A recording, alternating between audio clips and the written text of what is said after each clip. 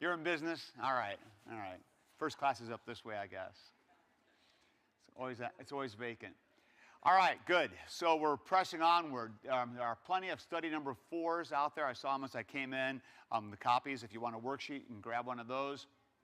We just got into this a little bit last week, and we're going to move a lot further forward into this. And what I'm trying to work on now is actually kind of specifically applying a lot of these ideas we've been talking about, this whole idea of formation and character, the significance of it, how these things come about, and now we're thinking hard about the actual application of this and the actual implementation of this and what this might look like in our lives and in the lives of other people.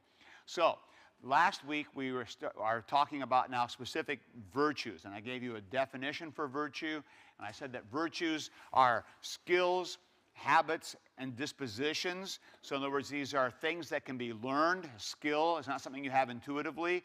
And habits, these are also things you learn by choice and by doing. And a disposition, that's a little bit more like maybe you might say a personality or a way of operating. But a disposition also, I would contend, is something you can inculcate and you can practice and you can habituate. So the idea of virtues are, these are things that are not simply intuitive or natural that we just kind of have, but these are things that can be learned and things that can be acquired. And then that means things that can be taught and can be shared.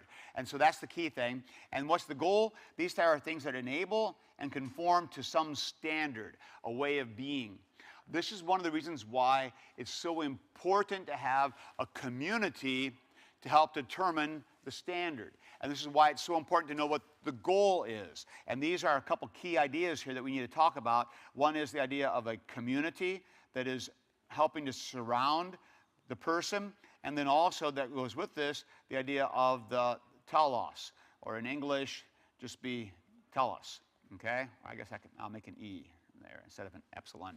So a telos, and that would be the thing you're aiming at, the goal, the fulfillment, the end. And so the community is important because the community, in a sense, determines the things that matter and the things that are important to us together. And you need to have all of these things in place. And this, we've been talking about these things quite a bit. So the idea of a community and the goal, the telos. Then the virtues are the things, the skills, the habits, the dispositions that enable us to get there. Classically, way back in the time of Aristotle, there are 7 cardinal virtues, 7 of these things that are simply there, given. Actually, I should be more clear on this. The 7 comes later. Aristotle was content to have 4. He had 4 of the virtues, and these were prudence, justice, courage, and temperance. And then we have 3 more virtues that got added on later, and those came in later.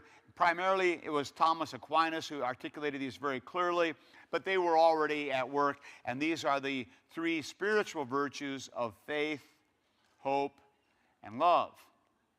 So these were considered to be the 7 cardinal virtues. And these were very popularly taught in the Middle Ages. In fact, in the Middle Ages, the 7 virtues probably got more attention than the 10 Commandments as far as teaching the way to live and how to operate. And if you're trying to learn about how to be a good Christian, you wouldn't spend a lot of time on the 10 Commandments. You would spend more time on the 7 virtues. That's how it was a lot of times in the Middle Ages. So I want to unpack these just a little bit and then get into the things where I want to go. I don't want to spend forever on the 7 cardinal virtues. I could. I've done an entire Bible class just on the 7 cardinal virtues, so we could spend a long time on these. There's a great resource if you want to read more about the virtues and about these, and that would be a Roman Catholic moral theologian named Joseph Pieper. And Chris is familiar with him because he's having to read him. Student of mine. So Joseph Pieper, and he wrote a book called The 4 Cardinal Virtues. And so it's pretty easy to track down. So The 4 Cardinal Virtues is the name of his book, and it's worth reading because he gets into a lot of detail and a lot of thinking about how these things play out. So what are the 4 cardinal virtues? Prudence, justice, courage, temperance. By prudence, what we have in mind here is an awareness of what's going on around.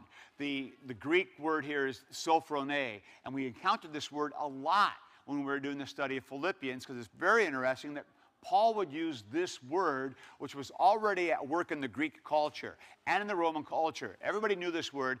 Paul would use it and kind of use it for his purposes. But sophrone has to do idea with right thinking, good thinking. And so it's a very much, this is the head thing. This is the cerebral thing. So this is the idea of right thinking. Prudence is having your thoughts right. And I would also add to this an awareness.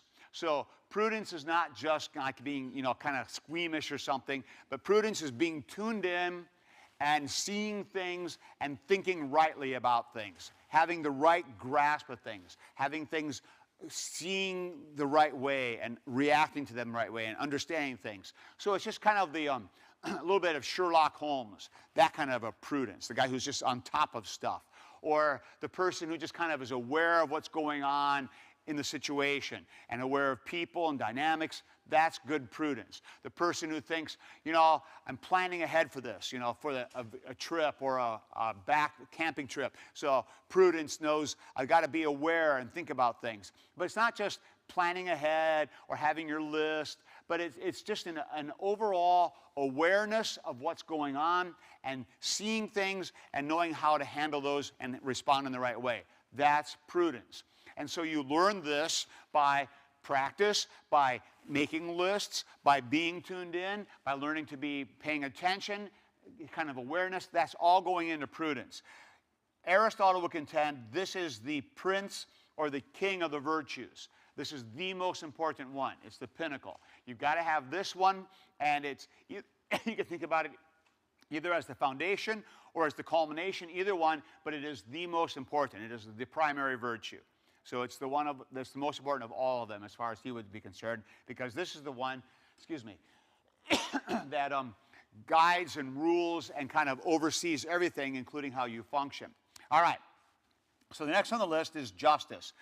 Justice, understood in the Greek world, was giving to each person that which was his due. So it's treating each person appropriately. It's right treatment of people. That's the idea of justice. So give to each person that which is his due. So the criminal, what is the criminal's due? Well, the wrongdoer deserves punishment. So justice gives the punishment.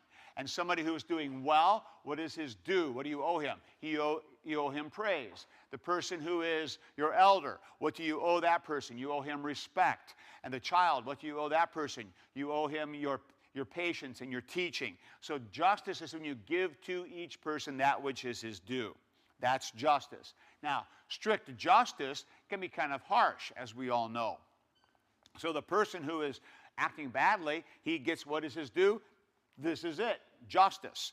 And so justice doesn't operate with leniency or mercy or anything like that. That's just giving straight up, treating people the way they should be treated. That's justice.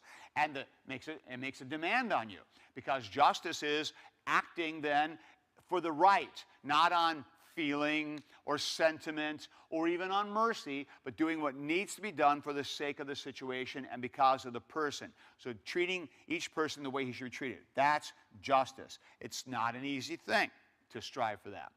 Courage, then, is the... Aristotle was big on the mean. I haven't talked much about that, and we won't get into that a lot, but the mean. And this is as an M-E-A-N, and this is not as in a nasty person, not bad, but as in the middle ground. So the mean or the middle. This was a big idea, and you've maybe heard this before, kind of the Greek idea of the perfect places in the middle. So rashness, foolhardiness is a vice, but so is cowardliness is a vice. And so courage is the virtue in the middle. You're not being cowardly, but you're also not being rash and foolhardy. You're doing right where you need to be, courage in the middle. And so the idea of kind of the middle ground is always the ideal. And people sometimes will say that, there's always two extremes, and the right place to be is in the middle. And that works for many of the virtues, but not all of them. For example, love is not a middle ground between extremes. Love would be, fully giving of yourself. And as I'll point out here in a little bit, Christian thinking and a Christian community will give you a different set of virtues than an ancient Greek community. And so Aristotle's ideal virtues are great if you're living in a Greek city-state, but they're not always going to line up with the Christian ones, which gets things interesting. So courage then is essentially knowing the right path and being able to follow through on what needs to be done. So having the temerity or the, I'm trying to think of another word besides just courage I can use here, would be the, I'll say, conviction, okay? Conviction to do what needs to be done. Conviction to act and to see that through. So that's the sense. You're gonna do it, and you're going to follow through, and you're going to do what needs to be done. Justice demands this. Courage enables you to do it, and so you get it done. You speak up when you need to speak up. You take the position that needs to be taken. You follow through, and you do the thing that has to be done, and you have the courage to do it. Prudence says, I should do this. Courage says, I'm going to follow through and do it. So it gives the conviction to act and the control to act. Then temperance. This is essentially having all of your passions in control. So self-control and temperance are nice synonyms. So you've got your passions under control. You've got your desires under control. You've got your reactions under control, your emotions under control. That's temperance. So temperance is not linked only to alcohol use, even though in the 1920s and the temperance movement, you heard all about that stuff. The whole point of temperance is having self under control. Now, if you think about these 4 virtues, it's a pretty good list, actually. So a person who's tuned in, paying attention, a person who's really paying attention to what's just and following through on justice, has the courage to act and does things they need to do, and is not flying off in emotional things and not being driven by his passions, but has himself under control. That's pretty good stuff. And a person who's got all 4 of these things going would say they've got their act together. That's an exemplary kind of person. They're a person that you would have admiration for, and that's why these cardinal virtues have endured. They've really lasted through the test of time, and that's why Joseph Pieper, even a Roman Catholic theologian, Christian, will say, hey, these things are worth doing. And even Christians should be looking at these as good markers of what it means to be human. And see, that's where Aristotle's coming from. Aristotle's thinking, what does it mean to be a human?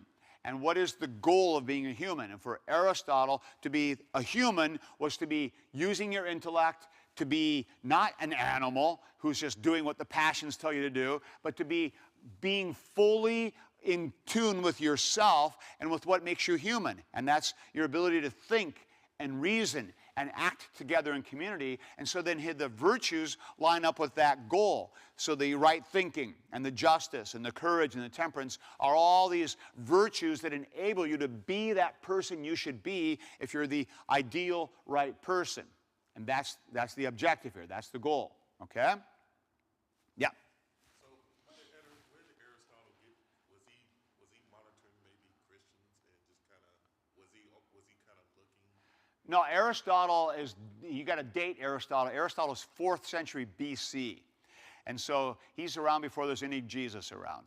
And so he would be technically after the close of the Old Testament, though he wouldn't have cared about that. So he's living in Greece, far from the Middle East, and he would have been aware of Jews, but he's a Greek. And so the world is different for him altogether. Yep. Okay? And so that's what's interesting about Aristotle. He's arriving at these ideas based on his reflection on what it means to be human and based on his overall philosophy. And Aristotle has a very well-developed overall philosophy, thinking about things, thinking about what it means to be human, what it means to be to exist, where we're headed. He thought about all that stuff. And so these are the virtues that fit in with that whole entire system of what it means to be human, what it means to be living in a Greek community, this Greek city-state of Athens. That's where he was from. So he was an Athenian. So it's all tying in with what it means to be human. Okay? And what's interesting, though, see, with Aristotle, and the reason he is so, because he's thinking carefully, he's paying attention. And this is kind of the argument I like to make many times is, when you pay attention to God's world, you end up with right ideas about things. typically, because natural law will lead you into right directions. And that's why it's interesting when you start seeing convergence of a pagan like Aristotle coming up with right ideas. You say, where did he get that? Holy Spirit wasn't leading it. No, but there's things that are built into the world itself which also lead us into that right direction. Do we ever arrive fully where we need to be? No, we need God's grace to do this. But man can get a certain distance by just kind of paying attention and being tuned in with what God has put into the world. Okay? Yep.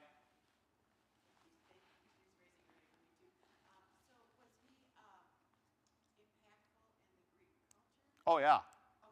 No, Aristotle was very impactful in the Greek culture, in that little world. You know, Greeks don't have a monopoly. They don't own the whole world yet. But to kind of to give you a little marker here, Aristotle was the student of Plato, and Plato had fair amount of influence. In fact, many people have said that all the philosophy is just a footnote to Plato. He did all the initial stuff. So Plato does his thing. Aristotle is the student of Plato. Pushes in some different directions, sharpens a few things, but he's not fundamentally at odds with Plato, but they end up having some different ways of operating and different starting points, and which make them very distinct. But then what's also very interesting is that one of Aristotle's star students, who he was tutoring, was a guy named Alexander, who came to be known as Alexander the Great, who did end up conquering the known world with, as the Greek. And so that was Aristotle's influence. So yeah, he had a lot of influence, no doubt. And was well respected even in his day, and then had influence much time after. It was in the Middle Ages, though, that the Christian theologians started to rediscover Aristotle, and that was the peculiar gift or work of Thomas Aquinas. Aquinas, who's living in the 14th century, so 1,000 years after Aristotle, or no, much longer, 1,800 years after Aristotle, rediscovers Aristotle and starts reading him and thinks, this guy's awesome. And Aquinas' whole job, basically, his life work, is trying to figure out how to meld Aristotle and Christian truth into one reality. And that's what he's doing in the Summa Theologia. That's Aquinas' work. All right, so then Aquinas adds three more virtues: faith, hope, and love. And we are very familiar with these. They show up all the time in our Christian talk, and especially they show up in 1 Corinthians 13. These three abide, faith, hope, and love, but the greatest of these is love. Yeah, you all know this from Paul. And of course, Lutherans go, no, it's not. Faith is the greatest thing. But that's a whole other discussion for another time. You're supposed to know that. Okay. So, yeah. Faith is a big deal for us, right? Yeah, kind of. No, all right. Anyway, so faith, hope, and love, these are to be understood as virtues then, not as gifts per se. That's how we usually think about these, gifts of the Spirit. But so faith, by what we mean by faith, is essentially what we'd say is faithfulness. So in other words, trustworthiness. Counting on God, but then also being counted on yourself and operating with a consistency. So faith is trust and trustworthiness. They both kind of come into play here, and they're both relevant. Hope is the confidence in God and confidence in God's promises and the unwavering conviction of that. And then love is essentially evident in good works, and that's the outward action toward others. So these would be considered the three Christian virtues added to the four cardinal virtues, and that gives you your list of 7 classic virtues all through the Middle Ages. And these were very popular, okay? So these are the 7 virtues. They're often kind of brought into conversation when you're talking about another thing, which would be the 7 deadly sins. And people like to talk about those a lot. In fact, probably the 7 deadly sins are much more known than the 7 virtues, I would be willing to bet. People like to talk about sin. And it's maybe far more interesting, I guess, for book titles or chapter divisions or whatever. But the 7 virtues don't exactly line up with the 7 deadly sins. It's not a tit for tat. They actually kind of grew out of different things.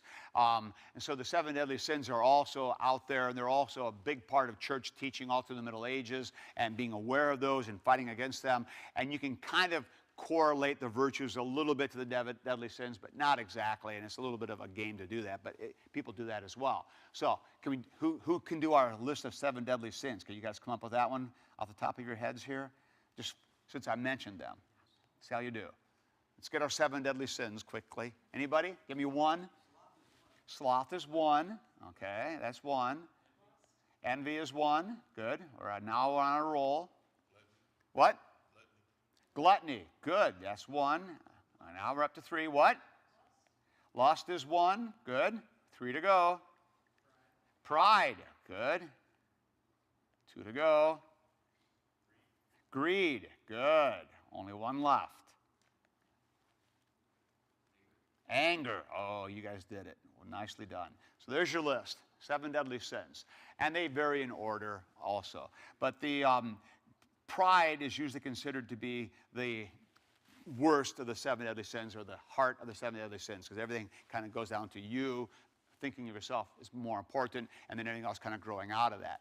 This is also fodder for an excellent study. You can go into a lot of work on the 7 deadly sins and kind of unpacking that and thinking about it, and it's really, it's quite interesting, I think, to kind of really dive into this. One of my students, who's now a pastor up in St. Charles, Mike Fieberkorn, has his PhD, which I was his advisor for it, and he did his work on the vices and the virtues in the Middle Ages. And so if you want to learn more about this, he's got a book coming out from CPH shortly. Should be coming out any time now. And I forget what they titled it. He was going to call it Killing Vice, but they don't like that title at CPH, and they made him have a different title. But you can watch for it. Mike Fieberkorn's book. It'll be coming out shortly, and it's the only book he's got published. And so just Fieberkorn, and you'll find his book on the vices, and CPH will be having that out shortly, and you can read and learn all about it. The one that on here that's probably the biggest one that surprises people is sloth, and that's the one I'm exceedingly interested in, because people don't understand that well. We think of sloth as lazy, but that's not what sloth is. It's not what it is. And it's fascinating, because sloth, the ancient word for it was acedia, was the name for it. And sloth is not just laying around and won't work, you know, that's the vice. No, sloth is a listlessness toward life itself, not being tuned in with what matters, thinking that nothing really counts for anything. And so the example of sloth, frankly, would be people who don't think God matters and don't bother going to church and don't think anything really matters. It's closer to apathy than it is to laziness. And so that's what sloth is really all about, the sense of the lack of being tuned in and a lack of caring for what God put you here in the world. It's a lack of, I don't have any direction, I have no purpose. Meaninglessness also kind of plays into this a little bit. And that'll be maybe in a book that you can read shortly. Well, no, not shortly. I'm still writing it. But that's one of the things I'm thinking about a lot in the work, what I'm working on with sloth. All right, so there we have it. So these are the 7 deadly sins, and then the 7 virtues, and this is one way of thinking about it. Now, interestingly, the New Testament actually lists a rather different set of virtues. So why is it that the New Testament, when it starts thinking about virtues, has a different list than Aristotle's got? Why would that be? Aristotle's were based on the world, and those are based on faith. All right, you're on the right track. Aristotle's are based on the world, and the New Testaments are going to be based on faith. That's exactly the right way to think about this. I think the even stronger thing is that we would say there are different communities and different goals then. A different community and a different telos. And that's important. So the telos is not the same between these two. They have a very different thing they're trying to achieve. Aristotle's got one goal, the Christian has another. They're not the same. And this is what you've got to recognize about the contemporary world in which we live. If we live in a community that says, this is what it means to be human, and this is what you should be doing, you end up coming up with different virtues and skills and habits that help toward that. But if your community says, no, this is what it means to be human, you're going to have a whole different set of virtues. And this is one of the huge challenges we have in the American context today is, what is the definitive community that determines what the goal is? What is it? Well, see, we don't have one. That's the problem. You're just kind of sitting there thinking, yeah, I don't know. Exactly. In America, we don't have that anymore. We have this thing called pluralism, which we've all learned is great. It's a good thing. Pluralism is, it's so great. It's awesome. Pluralism is awesome. Everybody has a place. We're all cool here. But see, the problem with rampant pluralism is then what becomes definitive? And so you see, every community gets a chance. All equal. Everybody. It's all cool. So it doesn't matter if you're a Muslim or you're a Hindu or you're a Buddhist. It doesn't matter. And it doesn't matter if you're a pagan. It doesn't matter. We're all American. Well, great. But what's the American goal? Well, to let everybody be everything. Cool. So then, you see, it becomes a problem here because what is the definitive goal? What are we here for? And you ask a lot of people in America, and the answer is, I don't know. I don't know. And that becomes a problem. And what you do start to get, though, people who think about it a little bit, is the closest thing you've got to the goal now is to be true to yourself, to be authentic. Me. I've got to be who I am, the individual that I am. And so the goal of life is to be true to yourself. And that becomes the telos. Now, if that's the goal, what virtues get you there? Well, self-assertion, being aware of yourself, introspection, and all these kinds of things about yourself. And that gives you one sort of virtues to go with that sort of telos. But what is the Christian telos? Does it line up with that one? And I would say, not even close. And so this becomes part of the issue. Now, what I'm getting at then is that the virtues that we talk about and the virtues that we hold as critically important are not just kind of universal. There's no magic list of, here are the 18 virtues, or the 7, or the 6, or the 2. No, there's actually going to be all sorts of different skills, attitudes, and aptitudes that are going to play in based on what we're trying to accomplish. So we need to be paying attention to what's going on. And as the community around us shifts, we end up having to maybe have new skills that come into play here and new things that happen. But there are things that are continuous all the way through here. So the question then is this. Should Christians of different times and places have different lists of the virtues? And I'm going to suggest, yeah. Not surprising. There's going to be some commonalities all the way through, but there are going to be others that might be a little different from one time than they are in another time. In our culture, the virtue of courage and bravery doesn't mean what it does if you're living in a culture that is continually at war, for example. It's different. It's going to be manifest. Courage still matters, but it's going to have a different way of looking and a different way, maybe a different rank on the list of how important it is. In ancient Sparta, being able to fight and having, tenacity would be a virtue. We don't usually consider that a virtue, but they were a warlike culture. They had a different way of operating. And to put this in Star Trek language, the virtue of a Klingon would be very different than the virtue of a Vulcan, for example, okay?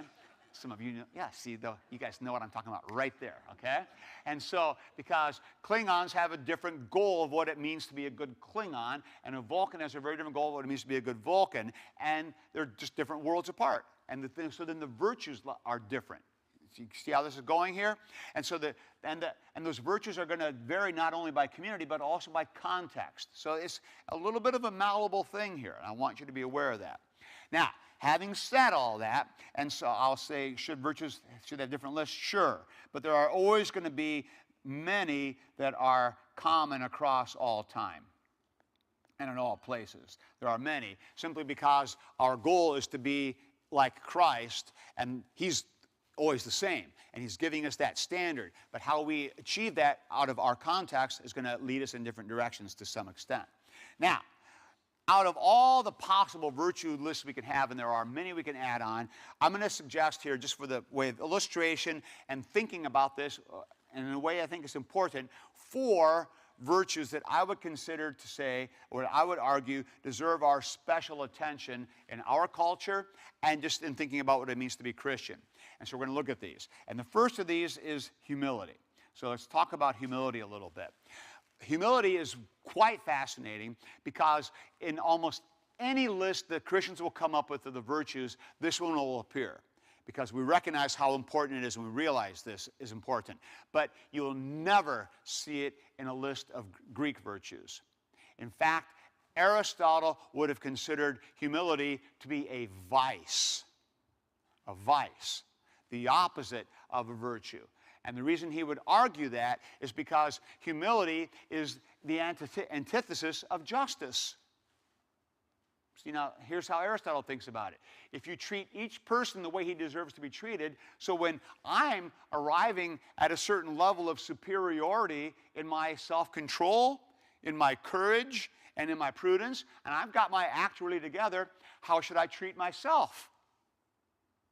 With appropriate deference and pride, and with appropriate appreciation. And so in other words, for a person who has achieved great stature and great virtues and has them, for him to be self-deferential and to not put himself forward would be injustice. Does that make sense? You see? So in other words, he's not treating himself the way he should treat himself. He's not being honest about the situation. And so if he's going to actually have the virtue of justice, he needs to say, well, we all know I'm the most important guy in the room here.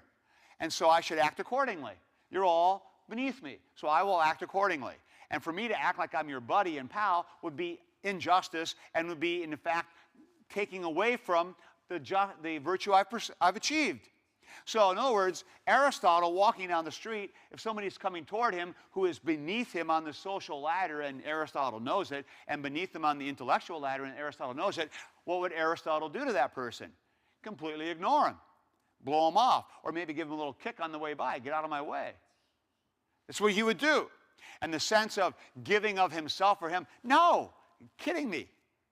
You know, and so the idea of going into a burning building to save somebody beneath you, no. Of course not. That would be injustice.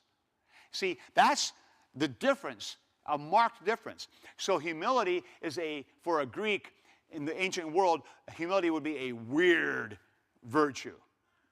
Really weird, antithetical to anything else. And now, this also illustrates, and I want to just mention this along the way, one of the reasons why you will, every once in a while, if you do much reading or talking about this stuff, and especially in Lutheran circles, if you mention the idea of Christian virtues or pursuing virtue, you will sometimes get pushback. And I'm seeing some nodding heads. They've encountered this. They're like, what do you mean virtue? We don't like virtue. Virtue's bad. Virtue's self-importance, and you're too focused on self. And you'll get this hard pushback against virtue. And I know this because I've spent my life talking about virtue, so I've encountered it all. And so this is out there. And in fact, essays have been written on the Lutheran flight from virtue as a good thing and a noble thing. Don't do virtue, it's bad.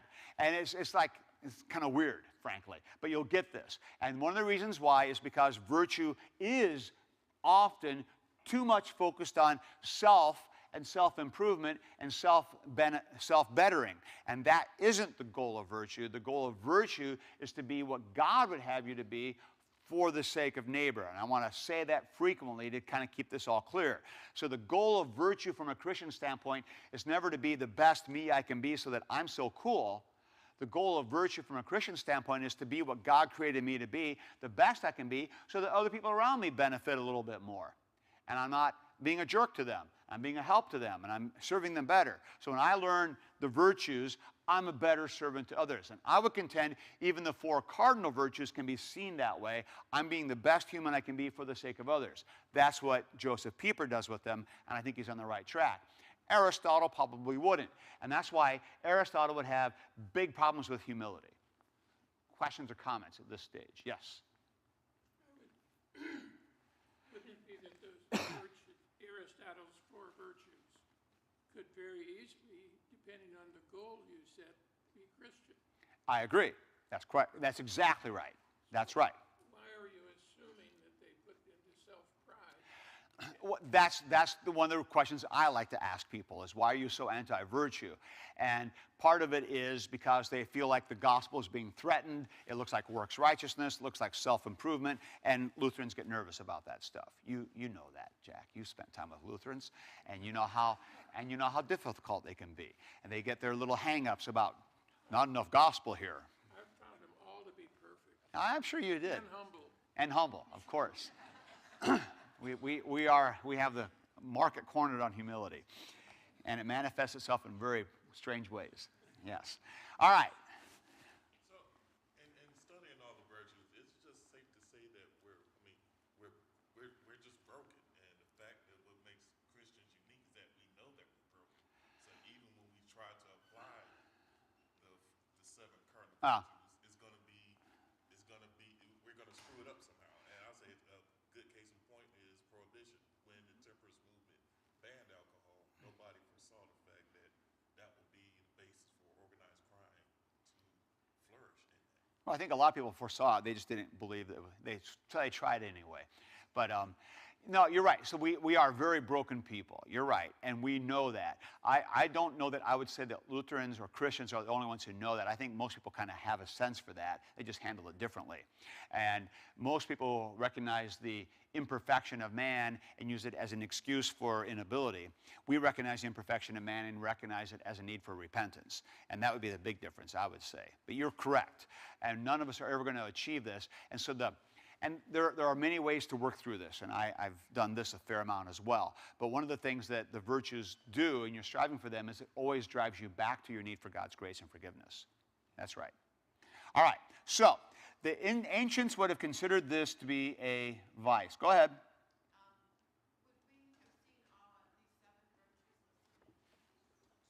Would we have seen these virtues in Jesus? Well, of course. Jesus is the perfect human.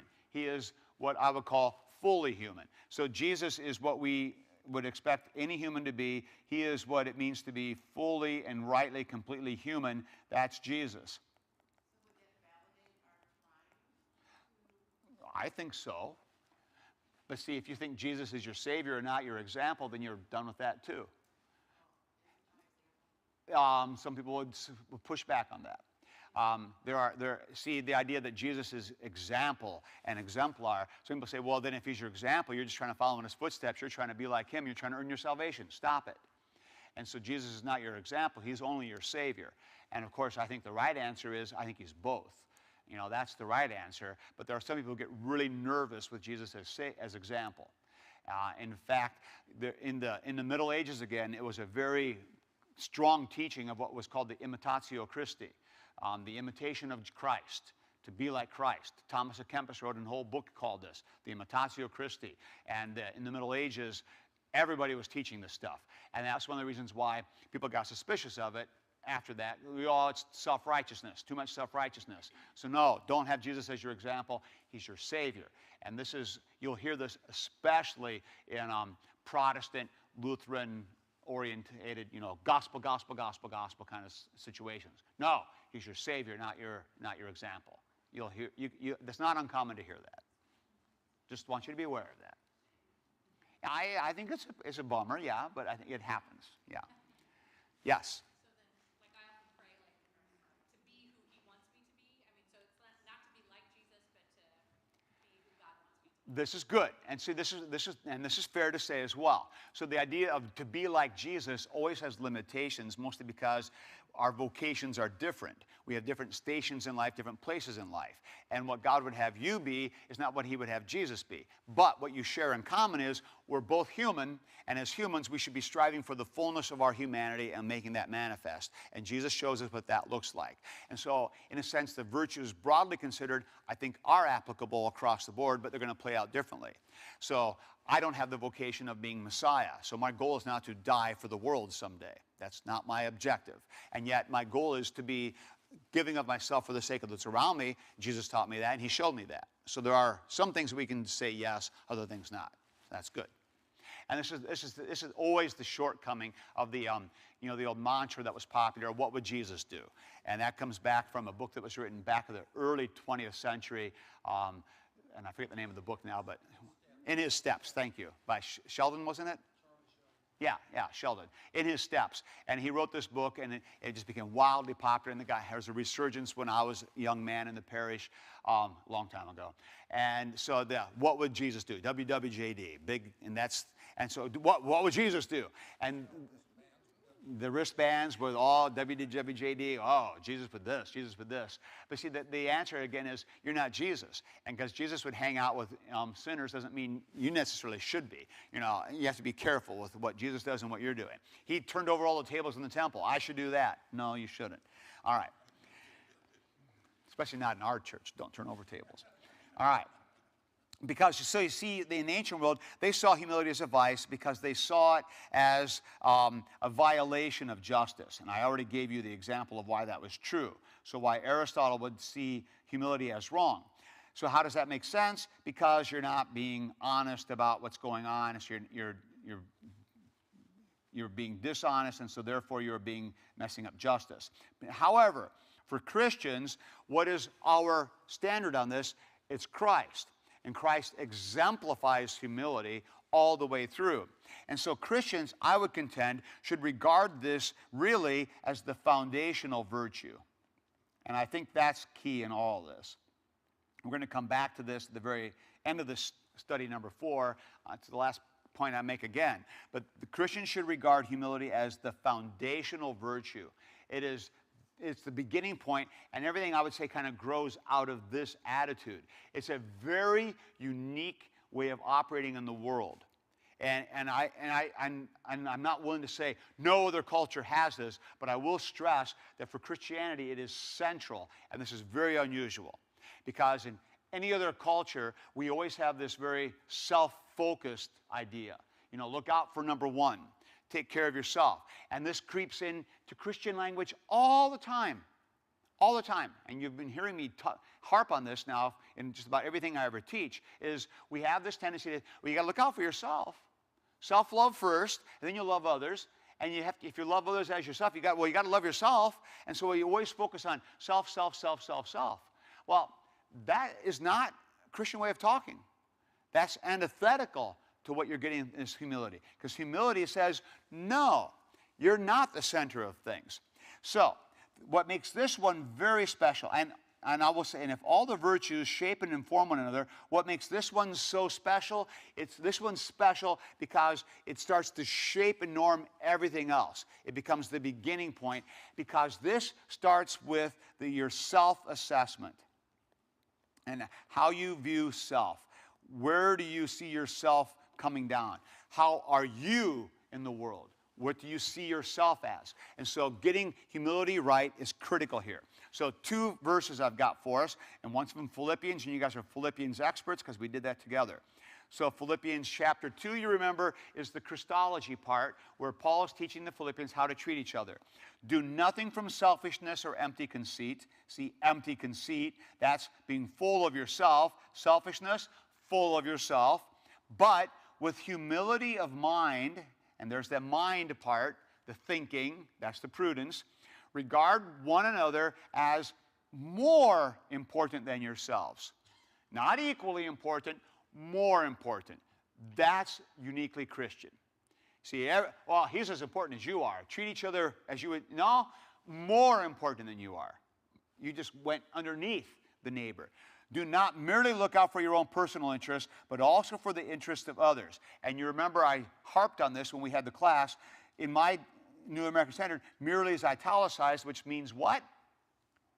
It's not in the original Greek text.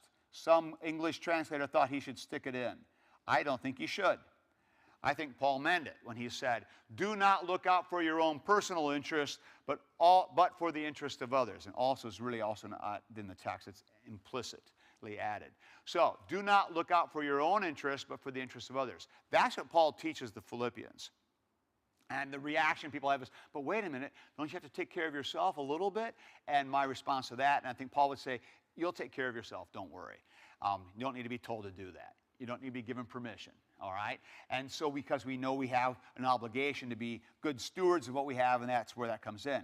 But so the whole point here is you regard others as more important than yourselves. So that's an outstanding starting point with humility. So others matter more than you do. Others matter more. And others have a priority then in your list of what is important to you. And so you consider their concerns as more important than your concerns. Now, how easy is this to do? Yeah, to say it's difficult is an understatement. And the reality is that we never are going to ever achieve this fully. We can't, simply because of the fact that in our human reality, we have a consciousness which is always self-referential. We only see the world through our eyes. We only understand the world through our mind and our thinking. We can never really see the world from somebody else. You know, you walk in somebody else's shoes, but you can't. They're already in them.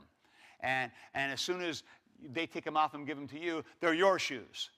You see, it just doesn't work. And I want to see the world through their eyes. You cannot. You can try, but you cannot by virtue of our humanity. Should we not be trying, though? We absolutely should be trying. That's the whole point. Yes. I'm just saying, don't ever think you're going to achieve this, but this is always this thing we're striving for. Okay? So it's a thing we never quit. We keep on striving. Betsy. So can I just represent the viewpoint of people who might have had self-esteem issues at one point or another? Yep. There's a balance here that even though others are more important than yourself, you are still a child of God. Correct. And are worthy of that word, but everyone else is also a child of God. This is well said. And this is, you see, the self-esteem issues have become a unique phenomenon, I would say, in our contemporary world, which is so focused on peer interactions and self-fulfillment and all that you can be. And we put such a high emphasis on the self that when the self feels inferior, it becomes a big problem. In the Middle Ages, you didn't have a lot of self-esteem problems with people. You know, it just doesn't show up in the literature. It's not a big driving issue. They're trying to stay alive mostly. So it's kind of a different world. But you're right. And it does need to be said because, and this especially happens where this usually is the big hang-up is with kids hitting puberty age, especially with young ladies. Seems to be a real crisis because of the whole emphasis of our culture on outward manifestations and peer groups and fitting in. And so the self-esteem becomes a big problem. And every kid who goes through adolescence and the puberty knows how, yeah, these things are challenges, figuring out where I fit, what I am. So it is worth saying that we need to stress to people, you are God's created child, and so God has named you his very own, and that needs to be said as well. I agree. Quite right. Yes. All right. Then we go to Romans 12. And we get Paul who hits on this again rather nicely. And these are 3 different times in this one chapter. So in verse 3 he says, "For through the grace given to me I say to everyone among you, not to think more highly of himself than he ought to think." Now that almost sounds like Aristotle. Don't think too highly of yourself. But if you are high, but to think so as to have sound judgment, as God has allotted to each a measure of faith. So have a right view of yourself, not inflated. Then in verse 10 he goes again, "Be devoted to one another in brotherly love, give preference to one another in honor." Now there you're getting the others matter more. So you give preference to the other. 16, "Be of the same mind toward one another." Same mind is that right thinking. That's where we get the word prudence from that. "Do not be haughty in mind, but associate with the lowly." Now we're making real progress. "Do not be wise in your own estimation." Now Aristotle's taking it on the chin. All right? Because now you have to be associating with the lowly and not be wise in your own estimation. And so these 3 verses taken together give you a really nice picture of what humility looks like. And so he's just telling us basically, associate with the lowly. And this is what you should be doing. This is important because, see, the church should be marked by this. And the Christian congregation should be a place where we all come together. This is one of the big problems, frankly, with the church growth movement back in the 80s and 90s, when it was pressing so hard on, growing churches. And one of the key principles of the church growth movement was this thing called the homogeneous unit principle. And it was pounded into us. Homogeneous unit principle, which is big fancy language for basically people like to hang out with people who are like themselves. And, you go to a club where people are kind of like you, and you feel comfortable there. And so if you are middle class, you like hanging out with middle class people. And people who are rich and elite are snobs. You don't like them. You feel awkward around them. And you also feel awkward around people who are much lower class than you are. White-collar people like hanging out with white-collar people. Blue-collar people, So if you know this, let's have a church. We'll have a white-collar church here, a blue-collar church here, and we'll have a yuppie cool church here, and we'll have the working man's church here, and everybody gets, you know, what they like. Can you make people come and be part of that group? You bet. Is that the vision for the church? Absolutely opposite what the church should be. Completely opposite. Now, see, the insidious thing is you can have great number growth by doing that kind of stuff. But is it the goal that God would have us have? And I would say no. So the idea of associating with the lowly means we should be intentional about bringing together an interesting cross-stratification of people. It should be, a church should be all people, like we're going to have at the eschaton. On the last day, all people, every tribe, race, everyone's there, and that's the thing we should be doing now. So associating with the lowly is a mark of the church, and the humility then comes in with others matter more than you. So that's critically important. Why might this virtue be important in our present world? Why should the Christian church be really zeroing in on this virtue of humility? Why does it matter? Any thoughts? All right, the system we're living in is designed all about merit and all about self-promotion. And in fact, we have a world pounding into us. You've got to promote yourself. You've got to assert yourself. If you're going to make, you know, this is one of the business principles. If you're going to make progress, you've got to put yourself forward, and you've got to be proactive, and you've got to be, you know, kind of tooting your own horn. And so the Christian way of operating is very against what the culture is teaching us. So that's one reason. Why else? Other thoughts on why this would be an important virtue to practice? I think a key thing here we need to be thinking about all the time in all these virtues, and it's going to be a recurrent theme, is the witness that we give. The witness we give. When Christians operate with humility, it gives a stark witness to the world. How people still talk about Mother Teresa, like, whoa, saint, because what did she do? She went and lived in India, in Calcutta, with the lowest of the low, lived with lepers, cared for the destitute, cared for the untouchables, and loved them and cared for them. She's living humility, and it makes a blow-your-mind impression on people. So when people see humility in action, it's significant. We're not used to seeing it happen. Now, we have to be careful, because humility doesn't just mean self-deprecation, and that gets into the kind of the whole issue about, you know, how you see yourself and seeing yourself as God sees you. So it's not self-deprecation of, I'm worthless, I have nothing of value. No, that's not right talk. God doesn't do that, okay? But the humility is, others matter more. And I am tuned in for what you need and what is important to you.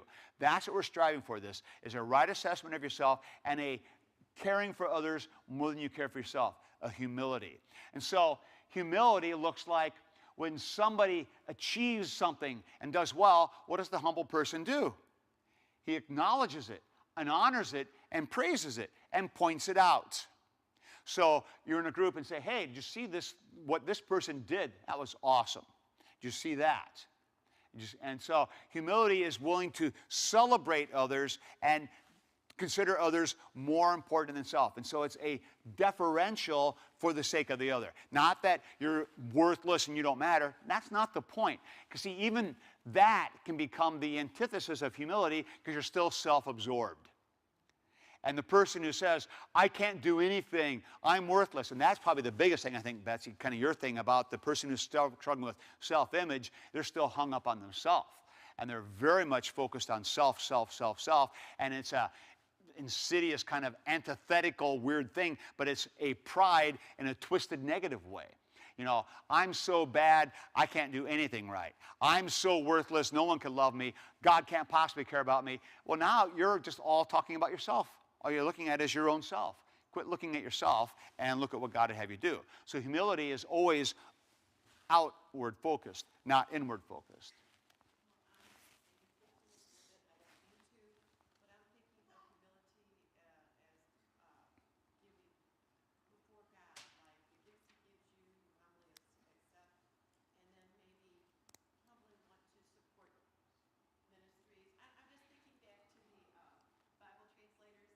Huh?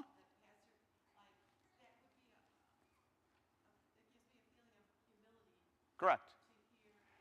Because these people who I'm serving matter more than I do. And so that's the humility coming through. That's right. So you're receiving what God gives, and now you're sharing that also. That's part of humility, yes.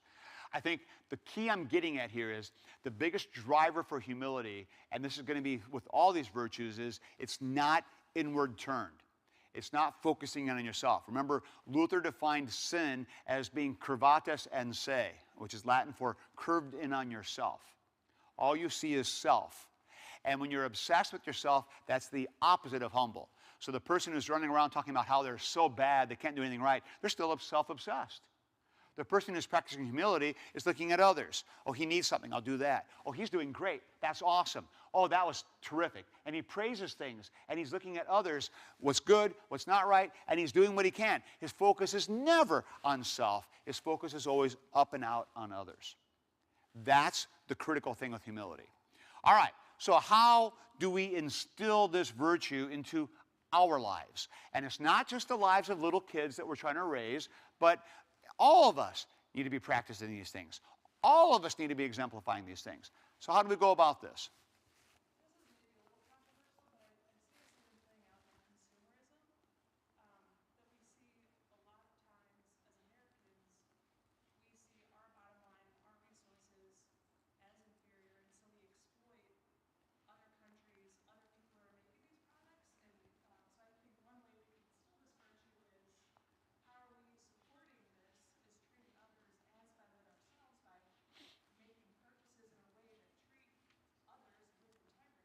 Okay.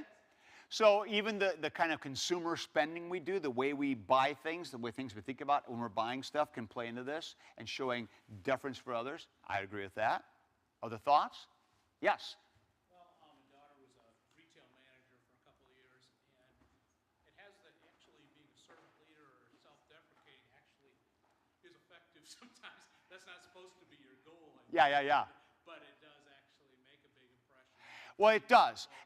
And you see, I think there's even self-deprecating, there's maybe, there's a time to kind of like deflect away from yourself. But I think your point is the manager who's a good leader practicing humility can make a tremendous impact and can gain a lot of credibility with those they're trying to lead because of their willingness to put others ahead of them, even in their leadership role. So that's a great thing. I would agree with that.